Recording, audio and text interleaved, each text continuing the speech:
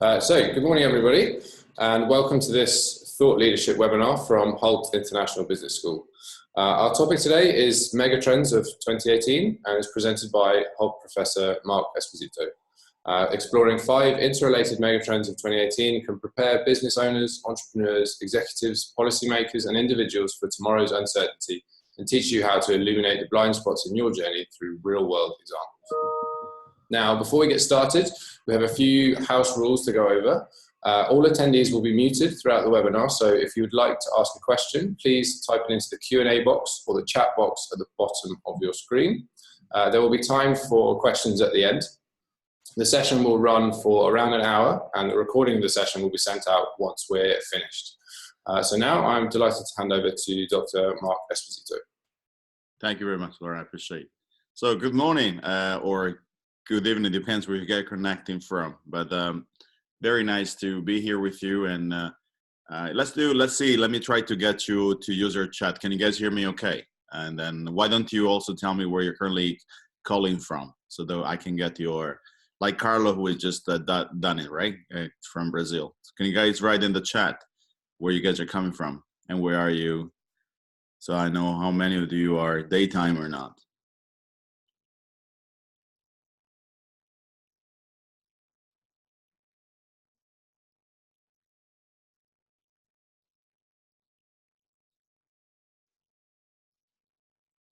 Wow, I see so many different countries. So we have Southeast Asia, we have Iran, we got India, we got Europe, we got, of course, London. I saw someone Brazil before, Manila. Let's see if we can get more countries listed. All right, well, it looks like we have, well, Paris. Very nice. It's a very nice representation of I think what we do at Hult, which is really connecting the global arena, right? In both our classes, but why not also in our webinars? So let me, guys, maybe try to slowly get you into the conversation of today. Wow, we have Angola. Sorry, guys, I just got distracted from that. Wow, very nice. Azerbaijan. Cool. Listen, I couldn't be happier. So if you guys hear me, I think that part that is interesting for us is maybe to get going and make sure we have, since it's a good number of you, make sure we have time for questions at the end so that we can make it as interactive as possible. And then we'll try to take something away from the conversation we're having. So let me share the screen with you. This is my presentation. You should be able to see something that calls Megatrend 2018. And so just for you guys to know, when I'm presenting and I'm on the full screen, I get notification of your chats, but I don't immediately read them. So eventually I'll stop from time to time to make sure that I am catching up, but just for you guys to know. Sure, let's make sure that we are, like collecting any question you have. I know that there will be a way for us to basically address all the questions that you guys are asking for. So just to give you a bit of an introduction, guys, about the conversation of today, Megatrends is a buzzword. We've been hearing about Megatrends for a number of different reasons. It's because they're very fashionable. So it's one of the words you'll find more recurrent in your Hult studies. But the other interesting story about Megatrends is that they actually really are important strategic tools that allows organization to discover where possible new market might be actually emerging, or where new markets might potentially expand, or eventually the opposite, right? Where established markets can possibly phase out and eventually die or decline. So Megatrends in general was used by the consulting firms to kind of having a mapping on what's going to happen on a global level. But I think in the work I'm going to present to you today, this is a work we've been doing with my co-author, Terence C, for quite some time. We're taking Megatrends to the next level, which is trying to apply them specific to an emergent areas, which is, of course, how technology is rapidly changing the way we are. So let me take you through the very first, let me see if my clicker works here or not. Shoot, it was working before. No, well, then let's do manually. So you guys should be able to see something like this. It's kind of a framework called Drive. In the introduction, we were told about the 5 megatrends that are shaping our society today. And here are the 5 megatrends. So today, I'll go through each one of them just to make sure you guys have an understanding of this, but I also will emphasize on one of them. And so today we're going to have a zoom-in session on the V, right, on the volatility by having a clear look at technology. So clearly, these megatrends were collected by asking executives around the world which were the factors that mostly influence their decision-making in determining their strategy, determining their capital allocation, determining their expansion, and determining their exit from a market. So this work started in 2015. It was a quite thorough interviewing process where we had to talk to several CEOs. And at the very end, we tried to put all the information together and come up with what are the most recurrent and frequent trends that were actually mentioned through our interviews. And the answer is right in front of your eyes. It was something called, well, we ended up becoming Drive because it's easier to call this way. But it's pretty much this 5 major trajectories. So let me try to take you through each one of this. So the first one, as you can see, is demographics. This is related to the fact that we are a society changing rapidly, and we're becoming, on one hand, a much older society, no matter where you are. If you are, for example, in India, the average age is 26, but it's expected to go to 31 in the next few years. If you're in Japan, the average age is 49, expecting to go to 51. If you are in some of the European countries, average age tends to be also very high, around 47, 48. Expected to get close to 50, but if you are in countries like, for example, UK or France, because of their immigration policy in the last few years, the average age gets to 42. But even if you go to sub-Saharan Africa, the average might be 15, 16, 17. But no matter how young or how old a society is, we are all at once on a global sphere aging. And this is the first time that such a phenomenon with the same polarity is to be found. And this is important because it changes primarily the way our society is composed, our social fabric, and our composition in general. So in the work with V, what we try to really do is to determine what type of society are we becoming, how are we changing, in which direction are we going, where are we living? And the answer to this is, as I mentioned before, aging. We are becoming smaller in terms of family sizes, with less and less children. And we are equally moving more and more to cities. And so we are urbanizing at a pace which is unprecedented.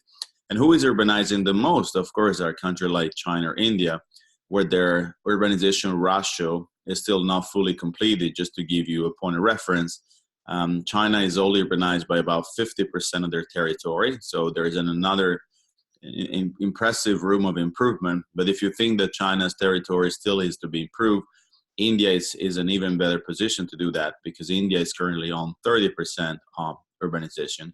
So the years ahead will be important to understand how these two countries that by themselves, they are not far from having half of the world population, they will eventually move more and more people into cities. When people move into cities, you naturally understand, guys, that resources, which is our next mega trend, tend to be impacted. And when they tend to be impacted, the question is, do we have enough? Well, the answer is most of our resource allocation, they are coming from a design of resources when the world was half of the current population, and where we didn't have so many needs for people to go and move to cities because we could use territories better, and where the world was really pretty much divided into very rich and very poor. And so what we currently have is the rise of these middle ground countries that really are what we call the emerging economies, where more and more people are finding opportunities. They're becoming middle class, and therefore they're spending. When they spend, of course, consumption trends goes up. When consumption goes up, as a matter of fact, one of the first things we do, we consume more resources, from energy to water to waste. And these are, you guys just name it. is a normal mechanism of aggregation of value. When you're having more people into a specific area, you're increasing their both input factors, then also output factors. So as a matter of fact, consumption goes up, but resources get under a lot of stress. So in resources, we discovered that many food companies, for example, they will have to figure out what will happen in the next few years, considering that we might not have enough resources. We still have a quite poor way of using things like water. We overuse water, and most of the water gets wasted for a reason that shouldn't be. Of course, if you are talking about water, you're talking about agriculture, you're talking about irrigation, you're talking about livestock. So all of these things were connected. So, just to give you an example, if we were talking to a food company at the time, and yeah, they were worried because climate change was changing the way in which they were producing wine in the southern part of Spain. And they were saying that very hot summers were somehow impacting how quickly they could actually raise the grapes and collect them for wines. And in some parts of the country, the land was becoming desertified. Therefore, no matter whether it rained after a while, the land would not take in anything else. And so what happened, this company had to figure out whether they're going to move some of their production to Germany and England, because the weather was cooler, and because the weather now in this country tends to become ideal for vineyard in September. And you guys can imagine you're a Spanish wine company, but you can't produce wine anymore in Spain, and you're trying to buy land in Germany and England to grow your production. So one of the questions this company have is, will we still produce Spanish wine if most of our production will grow elsewhere? Do you guys understand? These are conversations that tend to be hidden from main media headlines, but they matter because they really change the nature of business for many people. So once we start going deeper into resources, we start discovering more and more that there are countries, regions, cities, entities, organizations who have, and others that don't. And so in this dichotomy between those who have and those that don't, we discovered that inequalities, of course, is an increasing concern. And so inequalities, intentionally plural, was for us a way to discover all of those gaps that we actually could find in between having and not having. And from there on, we basically discovered capital inequality, as you guys probably have heard, income inequality, which is the most famous one that's mostly cherry picked by media. But of course, gender inequality is something we hear as well. Life expectancy inequalities, opportunities inequality, the number of people that are somehow produced by the elite schools, they have much more guaranteed employability over time. And that's, in country where supposedly everybody should have the same rights, right, and the same access. So we discover a lot of this inconsistencies, but we could only discover by starting the conversation on D, R, and eventually I. So DR and I was part of our work where we kind of figure out that the world was becoming an entirely different world, so to say, different society, an entirely different way for us to relate to information, and so on and so forth. And then we, of course, got into the part around technologies. So briefly on V and E, and then I'm going to go deeper into V.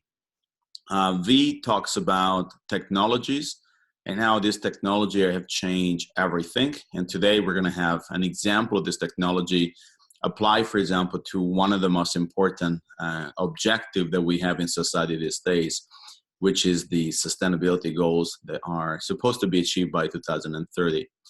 And E stands for enterprising dynamics. So that's more of a convoluted word to basically talk about the merging business models. And we found that we have a lot of different business model coming from country where usually innovation was not a priority. But these days, innovation has really changed the nature of where it's coming from. And we finding more and more innovation coming from countries that historically were not renowned for innovation. And so example like the large companies that are emerging from China, they are now becoming renowned even in the West. So a few years back, if I was telling my students Baidu or Alibaba or OnePlus, they would basically ask me, what are you talking about? And now many of you use, or Lenovo, Huawei, right? This company now are in everybody's reach. We can buy Chinese products. Many of them have comparable quality than other products. The same computer, Apple computer that some of you might be using right now, they are entirely manufactured in China. So, you notice that not only there was a manufacturing on product that were designed in the West, but now the same sort of like setup was used to create manufacturing for local products that then through the same chains of distribution were able to reach out global markets. And so today we're talking about Chinese brands in the same way we were talking about American brands in the 50s and the 60s. And so there's much more to be seen. And just naturally by the nature of the Chinese economy, that from manufacturing is now shifting into some sort of servitization. So they're servitizing some of their, of course, production. This is where they're collecting most of the money, of course, in their pricing strategy. That said, we will spend some time together now, guys, on the V, because that's the part that's really more interesting. So when we started to work on V, we kind of said, okay, let's figure out what this technology is all about. And we opened a bit of a Pandora box. We didn't really know what was expecting us. We got into a tunnel where we couldn't see the light. Sometime I wonder whether we'll ever get out of the tunnel, because we still discover every single day how technology is shaping us in a way we have never seen before. So my next slide to you is really related to where are we via the technology as we talk about. So here is a slide deck from Accenture that was it was taken through a presentation Accenture did specific to the circular economy, but these days we can use a generic term of reference on where is the technology that everybody talks about in terms of the capital allocation. So when we got into the via volatility, we started to discover that technology was out there. It's changing the way many different things are being done, but it's also very true that technology can only become visible to everybody the moment in which an important amount of capital will possibly follow through, right? So what you guys see here is the state of play of technology, the way we currently know this. So all of you here over and over again in your classes, but even outside of the class, the concept of blockchain. This is probably one of the most intriguing technology because most of us still don't really exactly understand how the block is generating, how encryption works, how the block is defining either validation or stake, how the energy is currently utilized, and what is a proof of work versus a proof of stake, right? These are the conversation that if you were in my classroom right now, we would probably on the board try to put this as question marks. And clearly, technology as blockchain is not wholly revolutionary, but is also main disruptive of the traditional system of connecting or actually storing value. So question is, how far is blockchain in terms of development? Well, when you're looking at mapping blockchain via the money, then we see now an entirely different story. Is the blockchain is still the very nascent stage. We are at the very beginning of the use of blockchain as a technology because currently we only see blockchain in some sort of expanded research and development efforts, but we haven't yet fully materialized the potential blockchain. So suddenly all of this technology we're hearing, a lot of the people we interview were bankers, right? So banks, of course, they're worried. They don't know really how this technology works. How will they impact their own business models?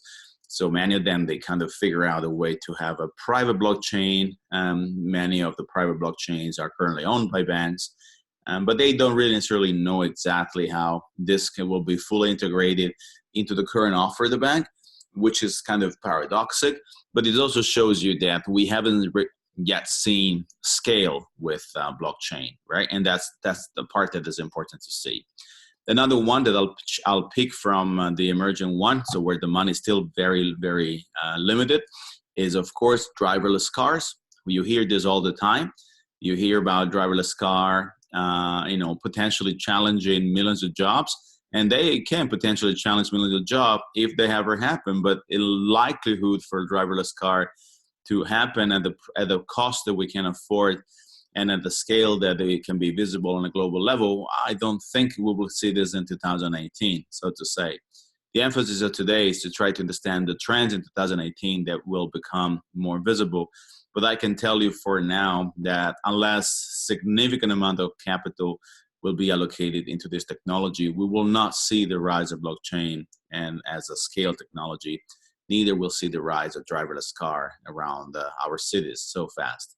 It'll take some time, and I think the question that we'll address later on is whether the right conditions for us to think about this technology suddenly converging and giving access to millions of people with this technology will actually happen. And I'll share with you later on what I consider to be some of the proxies that you might want to start looking at to determine in which way technology eventually works. So you guys see, in terms of the really low capital allocation and potential technology, we have two of the main gossip technology, which are blockchain and driverless cars. When you're going into more the improving technology, these are technology that are currently experiencing some sort of growth. They're now going from R&D to pilots and labs, which usually happens when some of the money allocation is being found. You notice that some of the key components of artificial intelligence, machine vision, and machine-to-machine communication are currently being listed. And in fact, AI is one of those technologies that very likely will continue to expand in the next few years. First, there's a lot of curiosity, a lot of people that want to know more about this. Second, there is a possibility for AI to become what we call general purpose technology, GPT. So when it's a GPT technology, it mainly means that now more and more people can find application of AI at their fingerprints. One example that everybody will recognize is when you're using Siri, although Siri is not as advanced as an algorithm as we can imagine, but Siri is some degree of general purpose technology that resembles some sort of artificial intelligence, right? And so that became possible because a large company like Apple simply introduced it in its devices. But you know, the amount of application that we can possibly see rising in the next few years is where lots of the investors on AI currently bet. In fact, most of the AI research is not used for distribution to the market per se, but is used for improvement in productivity and efficiency in the tech company owns value chain. So question will be, what will happen when this technology will, of course, become cheaper and more companies will be able to use it in general. In this part, you notice things that we already know, things like robotics, increasingly more popular. That has to be considered. That has to be understood by the rise of manufacturing and productions in many parts of Southeast Asia, not necessarily China as much, but the rather Southeastern Asia, where some of you are connecting from, where manufacturing is becoming more important. And of course, countries like India, where their Made in India movement has generated a lot of interest, right, in basically production. It's robotics tends to help in this case. And in this part, always with intention of cherry picking just a few examples, you see hydroponic and aeroponics, which is otherwise known as vertical farming. So vertical farming, and of course, hydroponic, which is culture, for example, salmon or tuna, right, in captivity, so that they're not in the ocean, they're grown outside of the condition that usually make them somehow toxic, like mercury or plastic pollution, right? This is a fascinating new area of research. We have few countries piloting this, namely Singapore has a very strong culture on both hydroponic and aeroponics. In the US, there is a company called Aero Farms, which is pretty much bringing to cities vertical farms, but they're growing quite slow, to be fair. So we won't see necessarily like vertical farm products in our market at scale so easily. And unless, of course, you're having organizations like Whole Foods that are using the logistic of Amazon, who owns them, that maybe will be able to rapidly distribute or just sort of like vertical farm products, and therefore that will incentivize the production itself. What we don't know.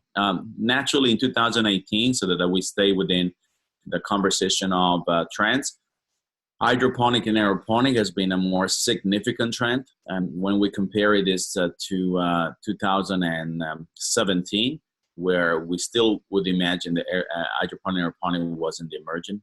So in some part of the world right now, we're having sustained pilots of trying to basically build our agricultural stock through alternative technology, alternative agriculture, or what somebody calls agri-tech, which is kind of cool term, so to say. So we finished the conversation on this slide by basically showing you that when you are looking at things like maturing and scale up, we have the usual suspects. So of course, machine learning has become an important allocation of capital, and this is most likely because lots of software they have been built machine learning. But in general, big data, Internet of Things, and of course later on in the scale-up model, cloud and mobile. These are technology that we use every single day, and now they have become part of everyday's life. So here's what I'd like to share with you as we move on from this slide onwards. Technology by itself is there, and we now know for a fact that this technology is not wholly disruptive, but it can create entirely new business model from scratch. So we call it a foundational technology that simply create new foundations. This technology will only become very visible when we will be able to close the gap in terms of infrastructure first, and eventually in terms of cost. So far in 2018, while we see the reinforcement of some of the AI component, and big data continues to be an important investment, together with Internet of Things, or to be fair, is more of a IIoT, which is Industrial Internet of Things. The other trends that you guys hear all the time, from 3D printing to new material to hydroponic, vertical farm, blockchain, driverless cars, they're still at a quite initial phase of development. So very unlikely in 2018, this technology will take us to the next level, right?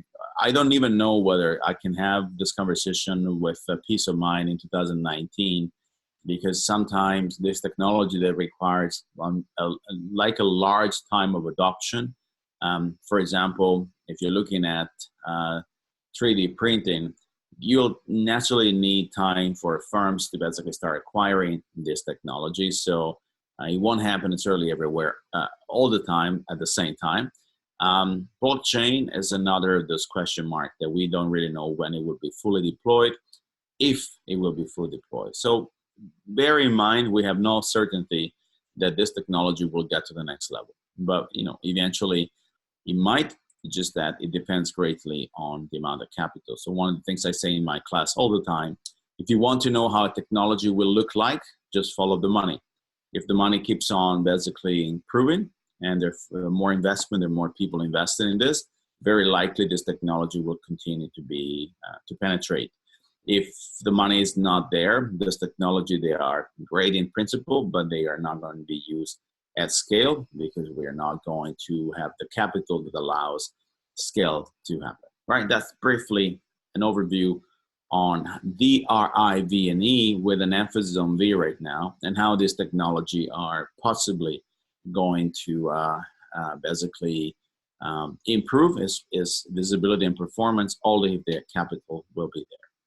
So the way I'm planning on taking you guys to the next level is really to show you a little bit first of another buzzword. Just checking. Okay, another buzzword, which is of course called the fourth industrial revolution, and we'll try to actually see a few trends that we were able to pick in 2018 of technology that were actually emerging more and more, which are still at the initial level, but because they were not in the map the years before, I think it's worth for us to expose you to those technologies first. So the big assumption behind is what we call this fourth industrial revolution. So this big idea is about how basically the technology I mentioned to you before can be combined, and they can create this entirely new neural network, right? So that's kind of the story behind.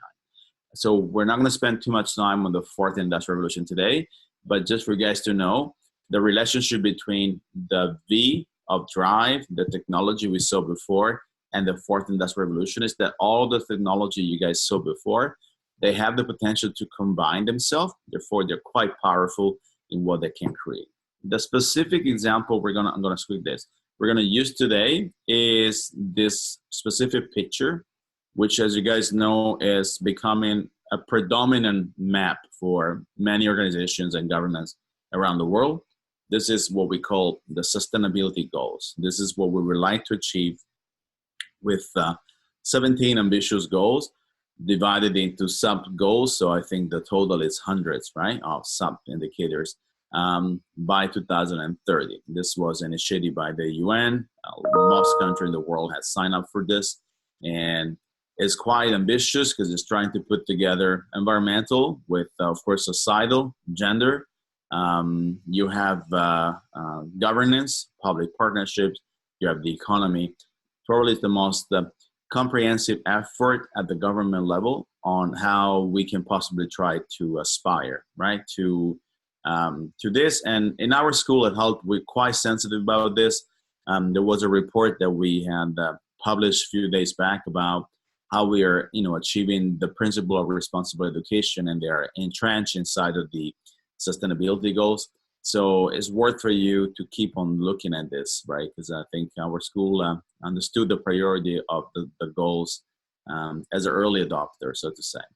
That said, right? So let's try to figure out if we are to look at the technology part, and we like to think about matching this technology part with this map. Where are we in terms of new trends emerging from in 2018? I'm going to show you examples from 4 industries. Many of these industries, they hire millions of people around the world. And I'm going to show you few technology that are currently being popped up on our radar, which might be worth for us to consider. So let's have a look at this. First one, this is automotive. Many firms in automotive around the world is still a quite popular industry. And so which are the trends that we pick up in 2018, which were somehow blending both the V, which is kind of a deep dive into the fourth industrial revolution, and the SDGs, the sustainability goals? Well, the answer is, in this case, 3 technology that we start noticing becoming more and more visible. The first one is what we call short loop recycling for manufacturing. This is a technology that we started noticing more and more in production in 2018. In some specific company where there was maybe some funds or some grants to accelerate to the circular economy, we start noticing this technology that tends to be extremely effective at remanufacturing multiple levels of manufacturing so that the recycling become much more effective, is able to replace non-renewable material with, of course, renewable one, which is supported by the second one, bio-based plastic and composite. This is the effort to try to introduce biodegradable and much more naturally friendly structures in our production rather than traditional plastics. And many large companies have, to some extent, accelerated their campaign against just traditional plastic pollution. So we start having now a large multinational company. They're investing heavily in bio-based plastic. So these are basically plastic that can be returned back to natural system without the damage that tends to actually happen through plastic. And the third technology in automotive that we have really captured in 2018 was what we call the robotic disassembly for remanufacturing. So this is mainly how we using robots in specific production phase to disassemble, right? So not only to assemble, which is what we already do, but now to take pieces away. And this is important because one of the challenges when you're trying to do more recycling is how do I break the whole components back into what they originally used to be? And that's a quite difficult task. And now with robots, we're able to get to the point in which this is becoming possible. So in the first of our case studies in terms of automotive, we saw 3 major trends: short loop recycling, bioplastic, and robotic disassembly for remanufacturing. And that's been it's been a phenomenal addition, so to say. In another industry that we're trying to basically look at, which is electronics, we have basically seen the rise of 3 technology in 2018. Again, coming from the opportunity that the SDG are basically offering. They are specifically semiconductor Fab 4.0. Again, these are advanced technique of manufacturing that tends to be much more sustainable, where there is elements of artificial intelligence, elements of IoT, elements of big data, and of course also elements of cobotics, right? And cobotics is this new trend, which we could add as a trend in 2018 as well, of blending human with a robot, a machine, right? Most of the time is the human supervising the machine, but that per se is called a cobotic effort, right? The same that we saw actually for the automotive, we see this actually in electronics. So you can see that the producer of this technology, they're trying to find a way to scale by making themselves applicable across different sectors. This is autonomous disassembly for electronics. This is another important part. If you're having a smartphone, how do you recollect the components inside? And that's quite the question, right? And so you guys know inside the smartphone, there is from copper to aluminum to gold to microchips, right? There's multiple sort of like metals. And so in this specific case, this technology allows for the disassembly for electronics, allowing the recovery of most of the material to be back into the economy. This is huge, and we can imagine that maybe supported by a cost-cutting strategy, we'll see this happening more and more. And finally, in electronics, we see green electronics material.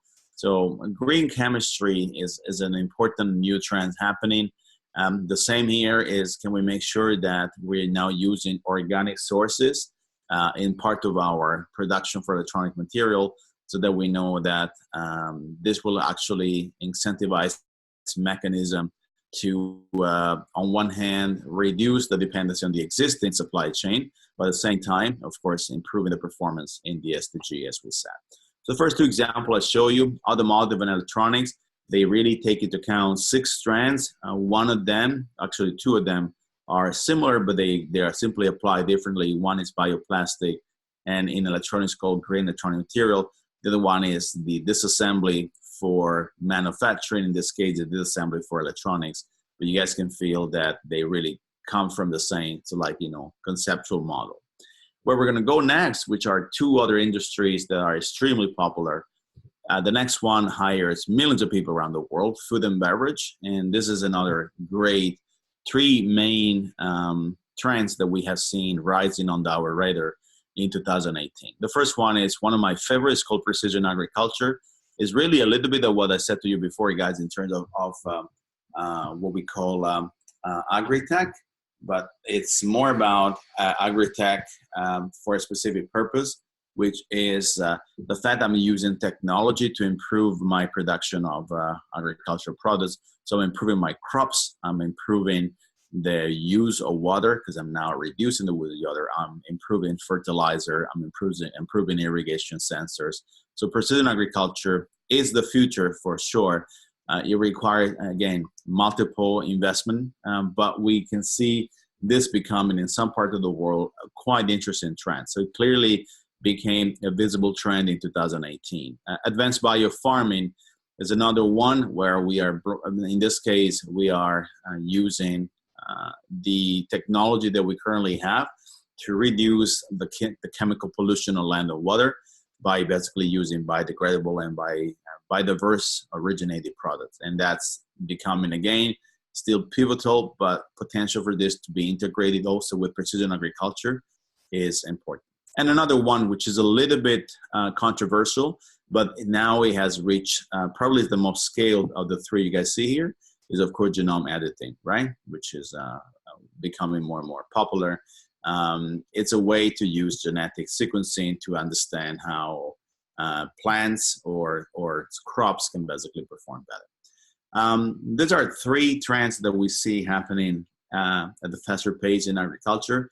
My own personal and humble take is that agriculture will probably see one of the most intense series of new technologies applications, because we need to improve our agricultural performance. So far, it's one of the least productive area of performance and one of the most pollutant and to some extent environmentally damaging, right? And therefore, that will be, probably one of the things we'll see in the next few years is the increase of technology applied to agriculture, and food and beverage as an industry having a major impact.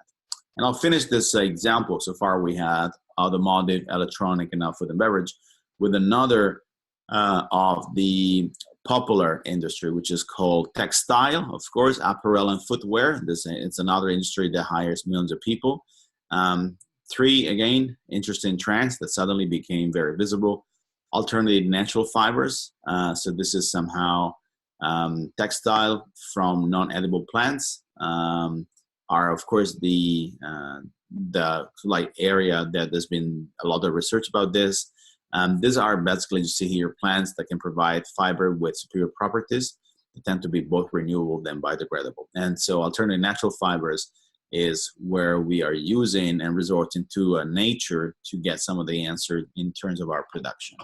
Then similar to the genetic modified or genetic at least research crops, we see here the genetic edited fiber crops. So again, specifically for everything that has to relate to apparel and footwear, and that also goes in line with the next one, which is leading to biofabricated leather, where of course much more friendlier. It's same quality, but it's not coming from the practice of getting leather today, which of course implies also slaughters, right? And so these are example of three main trends in this specific area that together with the previous one, they make it a total of 12 different trends that we can see happening in 2018, specifically to the V of the drive model. Why do we have relevance of trends in 2018 only within the V? You could argue that every letter of the drive framework will provide you with some sort of a lesson on what is currently happening, but they might not really necessarily grow as fast, right? They might grow, but they might simply be taking longer because some of those trends requires in certain amount of time for them to aggregate. But technology is where we, of course, will see the faster movement or mobility of opportunities, primarily because technology continues to develop itself at a very fast pace.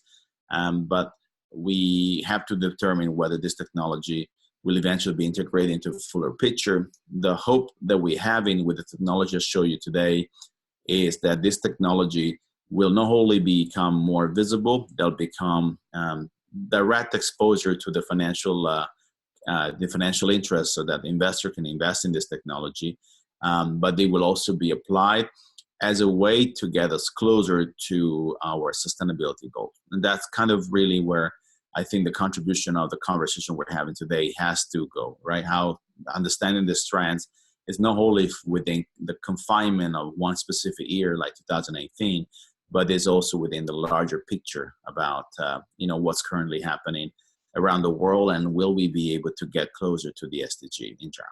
So I want to make sure that we have time for question and answers, and we actually now have 15 minutes to go. So I'd like to show you maybe the very final slide. This is my final slide.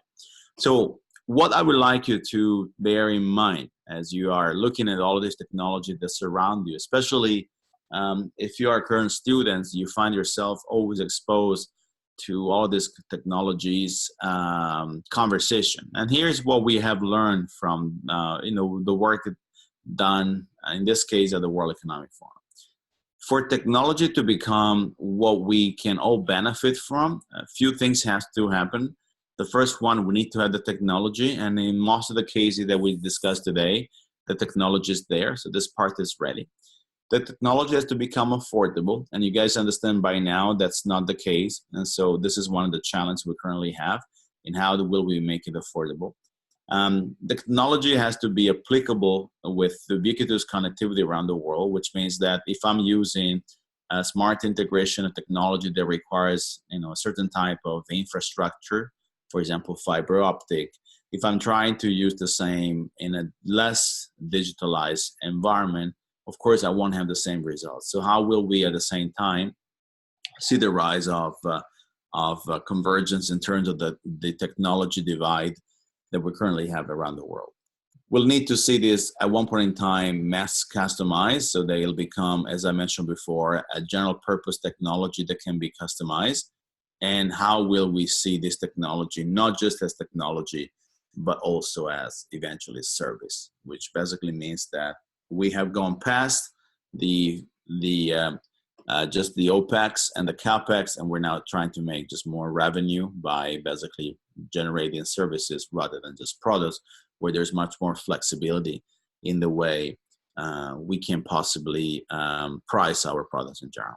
Without these conditions, which we call the cross-technology tipping point, very hardly we'll see something more than just a trend, right? And that's where I think we'll have a chance to stop the conversation for now and maybe get some of your question for the time we have left. So I'll stop my share.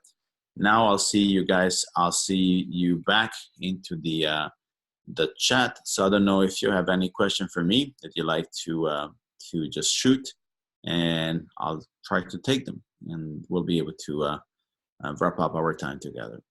Or I don't know if, all right, so there's one question, right, that I see. So the question is, how far do you think that robotic disassembly is from taking over manual recycling? I think it's still far. That's a good question. I think it's still far. I think we'll see the trend applicable primarily in quite advanced robotics manufacturers. So these are plants where we have already a significant improvement in the technology, and we're now trying to improve even more our efficiency. I don't think that we will be able to see this becoming a mainstream trend very fast, but I think it has the potential in general to become a quite important one in the next few years. But it will depend greatly on the nature development of the current environment in which is currently being developed. So thank you for that question. I don't know who asked that, but it was a very good one. And yes, as mentioned by our host, you guys please write the question, and then until the time is up, I'll try to answer them. So let me get to this other question that I was just sent over. So that's a good question. I think we do, well, myself, I teach a course on scenario together with other colleagues. And of course, when I'm teaching a course on scenario, I'm talking about megatrends. So we cannot really teach business this day without taking into account what has really happened in terms of megatrends. So I would say the answer is yes. It's not just a course, but I think it's throughout multiple courses. But I think it will be like foolish, right, if we didn't, because I think we have the knowledge, the know-how, and the resources to make it applicable to a global community. So I think for a fact, it will become more and more visible over time. So guys, I start seeing your questions. So I'll just go in order, right, to make sure I can basically read them. So let me read, Paolo, your question.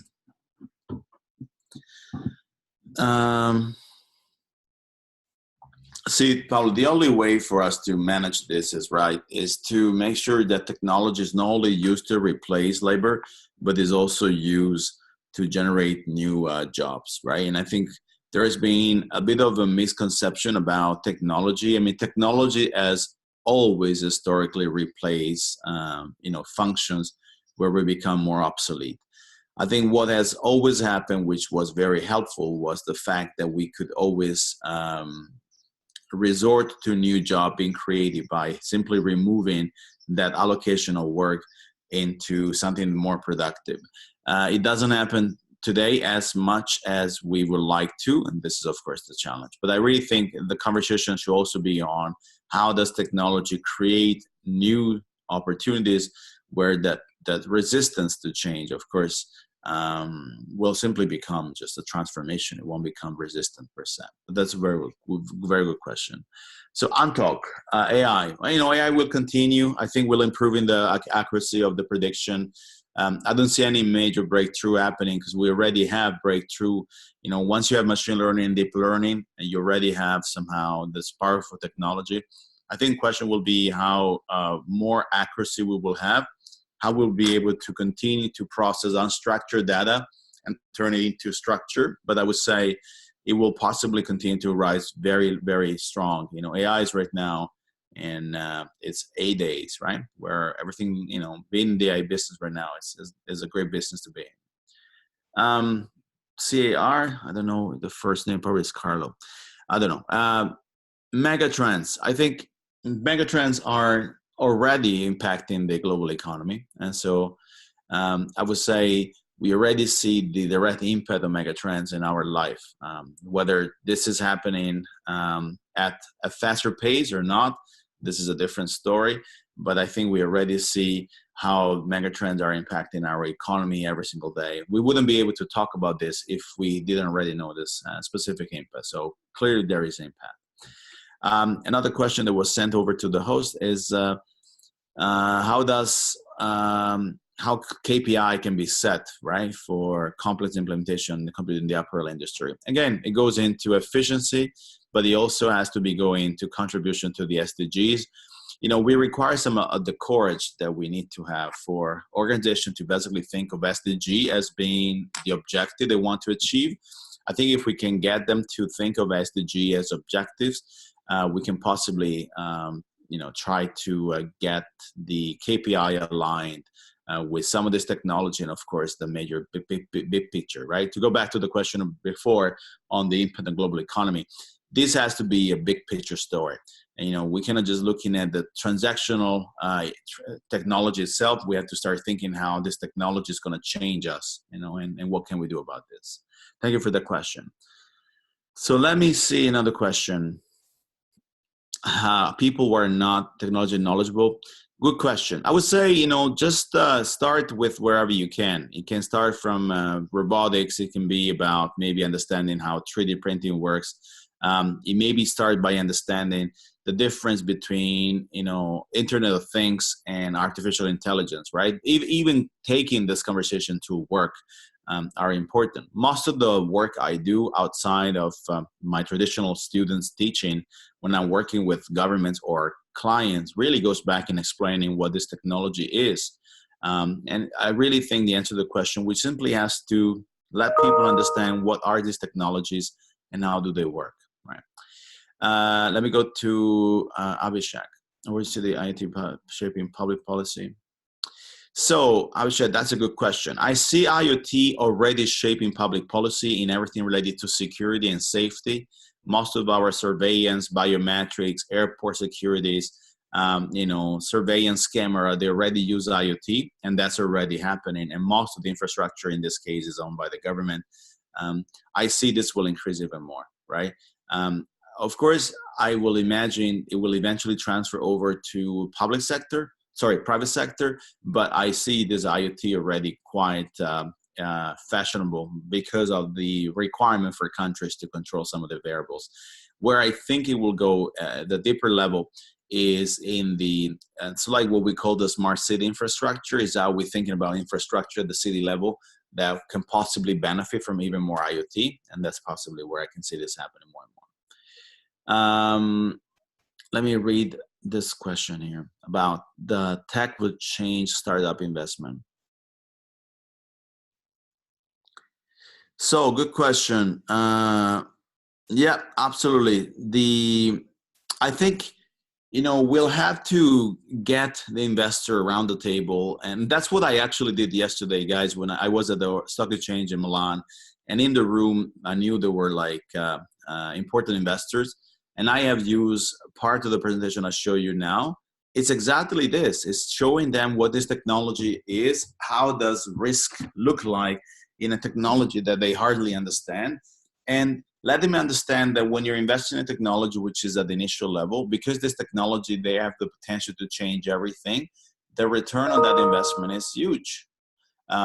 So I think, the conversation has to be, how do we bring the financial player to the table and get them to understand this technology? One example would be, most investors don't invest in agriculture because they say, what do I invest in? But this, a lot of the conversation we had today, agriculture, it could be a very lucrative business if we're able to basically understand what technology can do to improve the efficiency. So I think, opportunity really is to reshape the conversation about investment or investors, exposure to the technologies, and maybe SDGs as a way for them to understand some degree of important compliance that needs to happen. But I agree that it's a required area of work that I wish I could see happening, more and more.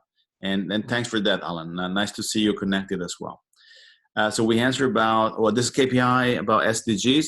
I think we had kind of like covered that before, Dwarkesh, on what type of KPI they really put. It's similar to the one in Automotive. Mohammed, let me see. Mohammed, you're asking a difficult question. It mainly depends greatly on whether we'll have a government investing heavily in technology or not. See, one of the things that we know right now is that before it was about production, today is about technology divide. So the more government will invest in technology, the more they'll be enabling their own firms to be able to compete properly, right? And if that happens, the gap can close. But if the government are not investing in technologies, so if we're having part of the world within an Internet of Things sphere and the other part of the world in the dark side will never be able to catch up. And so I really hope that governments will start spending in technology adoption, because it's the only way for them to close the gap and actually to generate more opportunity in their own countries, and of course investment. So Amri, let me look at your question. So again, Amri, technology doesn't have to be seen as a replacement or displacement of labor only. As I mentioned before, technology can be seen as a creation of opportunities. We have to remove people in doing jobs that are really not good jobs, right? And allowing them to start developing themselves, closing the gaps between skills, and make sure that, there is no trade-off between technology efficiency and labor. I don't think we should ever allow that to happen. So I'm positive. I think we'll figure this out, but it's just simply hard for us to figure this out now because we are right in the middle of the transition. So Victor left, and thanks for your note, Victor, to see there. Let me see the next one. Here's Christian. Good to see you, Christian, again, by the way.